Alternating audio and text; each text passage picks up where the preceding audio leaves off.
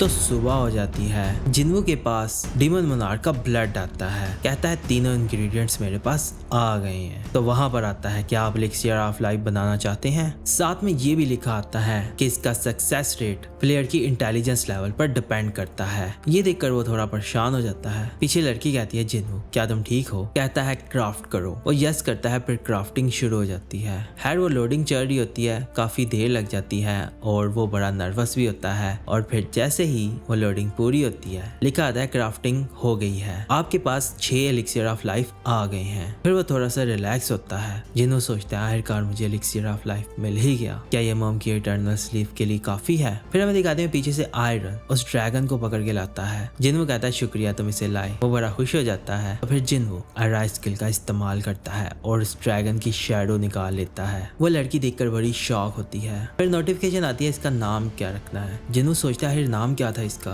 वो लड़की बोलती है मुझे लगता है कि तुम्हें नाम याद नहीं रहती। जिन्हों कहता है इससे फर्क नहीं पड़ता। वो उसका नाम रखता है काइसो। वो बड़ा खुश हो जाता है और चिल्लाता है। वो लड़की कहती है इसकी मदद से हम बहुत जल्दी वापस चले जाएंगे। हमें जाकर सेलिब्रेट करना चाहिए और मेरे डैड भी बहुत खुश होंगे। जिन्हों सोच रहा होता है एलिक्सर को टेस्ट करने के लिए मुझे जल्दी वापस जाना होगा। वो लड़की पीछे से बोल रही होती है लेकिन उसका ध्यान ही नहीं होता उस पर। फिर वो सोचता है वैसे मुझे तो एक रून स्टोन मिलने वाला था। वो चेक करता है। उसके पास होती है एक डीमन मोनार्क की सॉर्ड, डीमन मोनार्क का टैगर, बैरन का हॉर्न, डीमन मोनार्क की रिंग। वो ढूंढ रहा होता है कहाँ है। फिर वो देखता है हाँ शैडो एक्सचेंज के बदले में मुझे रून स्टोन मिला है। वो रून स्टोन निकालता है उसे तोड़ता है। फिर उसको नया स्किल मिल जाता है शैडो एक्सचेंज। बहुत खुश होता है। कहता है कि मैं किसी भी सोल्जर के साथ खुद को एक्सचेंज कर सकता हूँ। बहुत अच्छे। वो अपना केप उतारता है। जिन्हों कहता है तुम्हें अकेले ही जाना होगा। पूछती है तो पार्टी का क्या करना है। कहता है रेडुसू का कैसल 18 फ्लोर पर है और मेरे लिए वो उल्टा रास्ता है। अगर किस्मत में हुआ तो हम फिर मिलेंगे। अपना ख्याल रखना।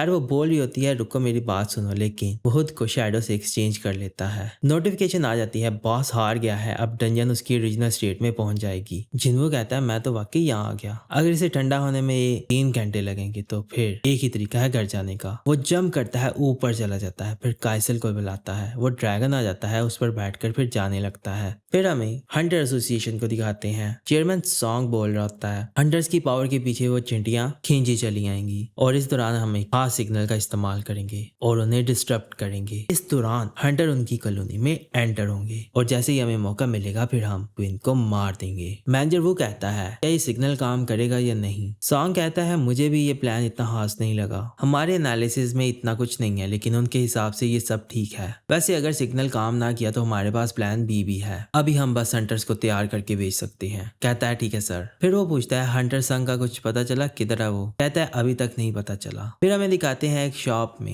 एक एस रैंक हंटर होता है। कहता है यहाँ लोग इसलिए आते हैं ताकि वो स्माइल कर सके। तो चलो अब मजे लो और मुस्कुराओ। उसके सामने बेग बैठा होता है। कहता है बिंगू मुझे इसकी समझ नहीं आ रही। बिंगू कहता है इतनी फिक्र मत किया करो। वो बहुत हंस रहा होता है। बेग सोचता है ये बिंगू है एस रैंक हीलर। ये बहुत ही यूनिक है। ये किसी तरह बहुत ही यंग एज में बिना किसी इंजरी के रिटायर हो गया। हम दोनों कॉमरेड्स हुआ करते थे। ये बिल्कुल नहीं बदला। बिंगू कहता है सुनो क्या तुम वहाँ जाना चाहते हो। कहता है हाँ लेकिन तुम्हें पता है ना इंसियोक के साथ वहाँ क्या हुआ था। तो फिर हमें फ्लैशबैक में दिखाते हैं जब वहाँ पर इनका एक फ्रेंड मर गया था। बे कहता है इसीलिए मैं वहाँ जा रहा हूँ। अगर हमने उन एड्स का कुछ नहीं किया तो फिर ये सब पूरी कंट्री में होने लग पड़ेगा। अब मैं पीछे नहीं हट सकता इसीलिए मैं कोई बहाना नहीं बनाऊंगा। एस रैंक हीलर कहता है पता है उसने भी मुझे जाने से पहले कुछ ऐसा ही बोला था लेकिन मैं नहीं जाने वाला जो मर्जी हो चाहे। अगर तुम मुझे यहाँ कन्विंस करने आए हो। साथ ही बे कहता है मैं बस इसलिए आया था ताकि तुम्हें ये बात पता हो। पता नहीं बाद में ये चांस मिलेगा या नहीं। फिर वो एस रैंक हीलर कहता है मैं पब्लिक सर्विस एग्जाम की तैयारी कर रहा हूँ। पूछता है क्यों। कहता है मैं इस खून खराबे से दूर रहना चाहता हूँ। मैं अबोर्ड नहीं कर सकता। मैं गवर्नमेंट की जॉब ढूंढूंगा। वैसे मैं हिस्ट्री में बहुत अच्छा हूँ। फिर वो उससे कहता है मुझे ड्रामास बहुत पसंद है और काश हर जंग एक ड्रामा होती। फिर हमें जंग में अपने लोगों को खोने का गम नहीं सहना पड़ता। बे कहता है हाँ सही बोल रहे हो काश ऐसा होता। फिर बेक सोचता है हम हंटर्स बहुत अजीब होते हैं। मुझे ऐसा ही लगता है। पता नहीं मैं किसी ऐसे हंटर से मिल पाऊंगा या नहीं जो मैजिक बीस्ट से लड़ना पसंद नहीं करता। हंटर्स पूरी जिंदगी जंग करते हैं और फिर लड़ना उनकी आदत बन जाती है। शायद पावर जगाने के लिए यही रिक्वायरमेंट्स चाहिए होती हैं। एस रैंक हीलर कहता है तुम फिर से सोचने लग गए। तुम बहुत जल्दी बुरे हो जाओगे। कहता है तुम क्या सोच रहे हो। फिर हमें ले चलते हैं हॉस्पिटल में। वहां पर जिन्हों आता है अपनी मोम के पास। वो होती है इंटरनल स्लीप में। उसके ऊपर एक मार्क होता है। वो देख रहा होता है। उसे याद आता है फ्लैशबैक में जब वो छोटा था तो इसकी मोम के ऊपर गर्म पानी गिर गया था और फिर वो बड़ा परेशान हो गया था और रोने लगा था। जिन्हों सोचता है ये सब मेरी वजह से हुआ था।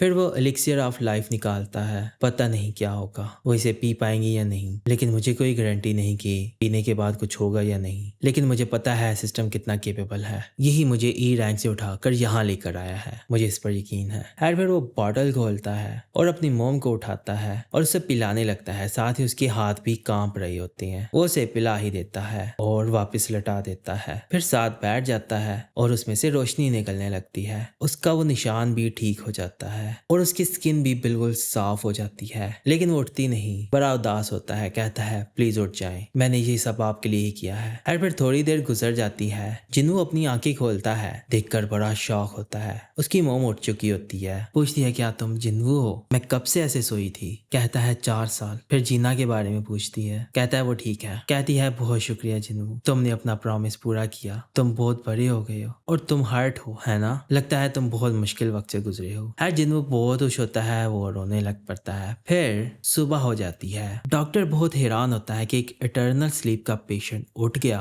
कहते हैं हाँ, मुझे यकीन नहीं हो रहा। हमने उनके सारे टेस्ट किए, सब नॉर्मल है। तो इसीलिए उस पेशेंट की फैमिली चाहती है कि हम उन्हें जल्दी से यहाँ से ले जाएं। जिन्नू की बहन आती है, वो भी देखकर बड़ी खुश होती है। जिन्नू भी बहुत खुश होता है। कहता है मुझे मेरी मेहनत का नाम मिल गया। फिर हमें दूसरे सीन में ले चलते हैं। जर्मन सॉन्ग आता है। कहता है शुक्रिया कि आप सब यहाँ आए। जैसे कि आप जानते हैं, उड़ने वाले एंट्स का हमला जेजू आइलैंड से शुरू हुआ था और इस वजह से आसपास के इलाके भी डैमेज हो रहे हैं। तो इसका रिस्पांस देने के लिए हंटर एसोसिएशन ने डिसाइड किया है कि हम जेजू आइलैंड पर 4th रेड करेंगे। सारे हंटर्स न्यूज सुन रहे होते हैं। सॉन्ग बोल रहा होता है कि इस ऑपरेशन में सिर्फ हमारे एस रैंक हंटर्स ही नहीं होंगे, 10 एस रैंक हंटर हमारे पास जापान से भी आ रहे हैं और इसके साथ साथ हमारे साथ ए रैंक हंटर्स भी होंगे जो कि मेन लैंड और पानी वाली जगह की हिफाजत करेंगे, जिससे हमारे बॉर्डर्स भी सेफ रहेंगे और पब्लिक भी सेफ रहेगी। इस बार हम इसे जरूर खत्म करेंगे। वो एस रैंक हीलर भी देख रहा होता है। सोचता है कि पिछली रेड से पहले ये तीनों दोस्त एक साथ बैठे थे और कह रहा था कि मैं बहुत डरा हूँ। तो उसका फ्रेंड कहता है जो लड़ नहीं सकते वो तो हमसे कहीं ज्यादा डरे होंगे, है ना? हमारे पास ये पावर है, इसलिए ये हमारा फर्ज है, हम अपना काम जरूर करेंगे। बेग भी यही कहता है। खैर वो सारा कुछ सोच रहा होता है और फिर जिन्नू की मोम घर आती है। देखती है घर में बहुत कचरा है। जिन्नू कहता है 1 हफ्ते से तुम क्या कर रही थी? उसकी मोम कहती है मैं इसे संभाल लूंगी। फिर तीनों मिलकर सफाई करते हैं। जिन्नू बहुत खुश होता है। कहता है इस सब के लिए मैंने बहुत इंतजार किया है, लेकिन फिर भी अभी भी मैं बेचैन हूँ। इस हंटर बनने वाले सफर में मैंने कुछ ऐसी लाइंस को भी क्रॉस किया है जहाँ से मैं वापस नहीं आ सकता। फिर उसकी मोम पूछती है क्या तुम्हें अपने डैड के बारे में कुछ पता चला? मैंने वैसे न्यूज देखी थी कि तुम हंटर बन गए हो। कहता है हाँ। फिर उसकी मोम बताती है तुम्हें पता है हंटर बनने से पहले तुम्हारे डैड फायर फाइटर थे। वो बहुत ही इंप्रेसिव थे, लोगों की मदद करना चाहते थे, इसीलिए मैंने उनसे शादी की थी और ये सब मुझे तुम्हें भी दिखाई देता है। फिर उसे कॉल आती है। हंटर एसोसिएशन वाले उसे बुलाते हैं। मैनेजर वो सॉन्ग को बताता है कि प्रेस कॉन्फ्रेंस अच्छी थी। कहता है हाँ शुक्रिया, तुम भी मेरे साथ थे। मैंने नहीं सोचा था कि इसे इतनी जल्दी देखना पड़ेगा। थॉमस एंड्रे एक अमेरिका का एस रैंक हंटर है। इसके पास एक कंट्री के जितनी पावर है। हमें उम्मीद है कि वो इस मिशन में शामिल होगा। कहता है हाँ, हालात ही कुछ ऐसे हैं। इस तरह का इंसान नेशनल मिलिट्रीज को भी टक्कर दे सकता है। वो दूसरी कंट्रीज के मामले में दखलंदाजी नहीं करेगा। वो पूछता है वैसे वो यहाँ क्यों आया है? सांग कहता है वो कह रहा है कि आसपास यहाँ किसी काम को आया है, या फिर हंटर वांग के बारे में वार्निंग देने आया हो, या फिर कुछ ऐसा करने आया है जिसका हमें पता नहीं है। क्या तुम्हारी हंटर संग से बात हुई? कहता है हाँ, मैंने उसे बुलाया है। फिर सॉन्ग बता रहा होता है ये रेड 4 दिन बाद शुरू होने वाली है। हम बहुत अरसे से ये करना चाहते थे, क्या तुम हमारा साथ दोगे? जिन्नू सोचता है लेवल अप करने का ये अच्छा मौका है। वैसे मैं जाना जरूर चाहता हूँ, लेकिन अब हालात बदल गए हैं क्योंकि उसकी मोम आ गई है। ये बोल ही रहा होता है, उसे पावर फील होती है। कहता है ये तो मैजिक वेवलेंथ है। सॉन्ग कहता है तुमने इतनी दूर से सेंस कर लिया, मैं बहुत इम्प्रेस्ड हुआ। हमारे कुछ एस रैंक हंटर्स एक्सरसाइज कर रहे हैं, चाहो तो हम चल के देख सकते हैं। वहां पर बेग होता है जो कि किसी एस रैंक हंटर से फाइट कर रहा होता है। वो दूसरा एस रैंक हंटर बेग को नीचे गिरा देता है। कहता है मास्टर बेग, तुम्हें अपनी बॉडी को और ट्रेन करने की जरूरत है। कहता है मैं ज्यादातर ऑफिस में रहता हूँ मास्टर माँ। वो फिर से लड़ने लगते हैं। जिन्वो ऊपर खड़ा होकर देख रहा होता है। सांग कहता है वैसे पहले कभी भी इतने सारे एस रैंक हंटर एक जगह इकट्ठे नहीं हुए। जो मैजिक वेवलेंथ तुम्हें महसूस हुई थी वो यहाँ से निकली थी। जिन्वो कहता है हंटर बेक मुश्किल में लग रही हैं। फिर पीछे से चोई आता है, कहता है अगर हंटर बेक ने अपनी पूरी ताकत लगाई तो वो हंटर माँ पर पारी पड़ सकते हैं। ये बंदा फेम गिल्ड से है, उसका नाम मार डोंगुक है। जिन्हों पूछता है वो उससे उसके खिलाफ रोक क्यों रहे हैं, उन्हें इस तरह के अपोनेंट के सामने पूरी ताकत लगानी चाहिए। चोई कहता है क्योंकि लोगों के सामने वो अपनी पूरी ताकत का इस्तेमाल नहीं कर सकता। अगर वो पूरी ताकत का इस्तेमाल करता है तो एक मॉन्स्टर बन जाता है। जिन्हों सोचता है मतलब जो भी मैंने सुना है वो सच है। फिर कहता है वहां देखो नाइट्स गिल्ड से भी हमारे पास हंटर्स आए हैं। और फिर एक गेट खुलता है, वहां से कुछ और हंटर्स आते हैं। कहता है ये हमारे गेस्ट हैं। वो सारे जापान से आते हैं, सारे एस रैंक हंटर होते हैं और उनमें उनका गिल्ड मास्टर रुजी गोटो भी होता है। वो लड़की पूछती है ये बंदा कौन है। फिर वो लड़की बोलती है इसका नाम हंटर संग जिन्वो है और ये अभी अभी एस रैंक हंटर बना है। गोटो कहता है ये सैसन टाइप है। वो लड़की कहती है नहीं, मैंने सुना है कि ये मेज टाइप है। वो बड़ा हैरान होता है, कहता है सच में। पीछे और हंटर होते हैं, कहते हैं क्या ये वही संग है जिसने मिनसुक की प्रेस कॉन्फ्रेंस खराब कर दी थी।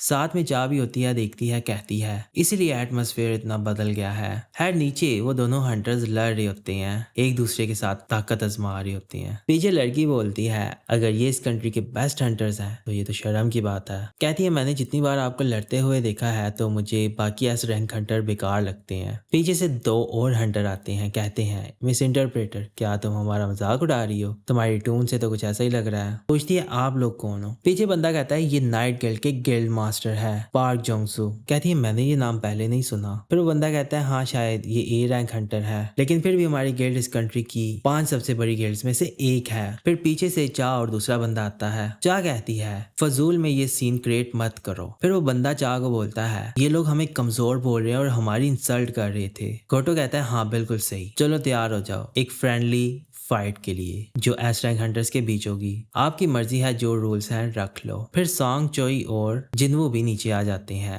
चेयरमैन सॉन्ग कहता है मुझे कोई प्रॉब्लम नहीं है, लेकिन हम जादूगर और वो हंटर्स जो लड़ते नहीं है उनको अलग रखेंगे क्योंकि उनके लिए अकेले फाइट करना मुश्किल होता है। फिर बे कहता है अगर आप फ्लाई को पकड़ लोगे तो वो हंटर हार जाएगा। पैरों के अलावा कोई भी चीज जमीन को टच नहीं करनी चाहिए और इसके अलावा हम एक एक नहीं लड़ेंगे, हम सब मिलकर लड़ेंगे क्योंकि रेड्स के दौरान हमें ऐसा ही माहौल देखने को मिलेगा। गोटो कहता है ठीक है। चेयरमैन सॉन्ग की तरफ से हंटर चा, किम, मा और बेक लड़ रहे होते हैं और जापान से तावाता, कुमामोटो, हाशिनो, तानाका। तो चलो फिर मुकाबला शुरू करते हैं और फिर ये पार्ट खत्म हो जाता है। तो सोलो लेवलिंग का ये पार्ट आपको कैसा लगा? अगर आपको ये पार्ट पसंद आया है तो इस पार्ट को लाइक करें और अपने दोस्तों के साथ शेयर करें और चैनल को सब्सक्राइब भी जरूर करें। तो अब हम अगली वीडियो में मिलेंगे, तो अपना ख्याल रखिएगा।